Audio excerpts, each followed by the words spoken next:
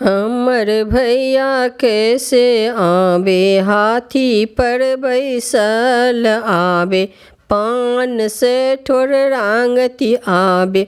हमर भैया कैसे आबे, हाथी पर बैसल आबे, पान से ठोर रांगती आबे।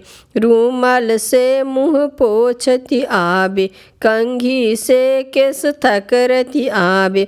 चुगला भरुआ कैसे आबे, गदहा पर बैसल आबे, कोयला से ठोर रांगती आबे। पर से मुँह पोंछती आबे, झाड़ू से केस थकरती आबे। हमर भौजी कैसे आबे, पालकी बैसल हंसती आबे, सेनुर मांग करती आबे, ऐना मुँह देखती आबे।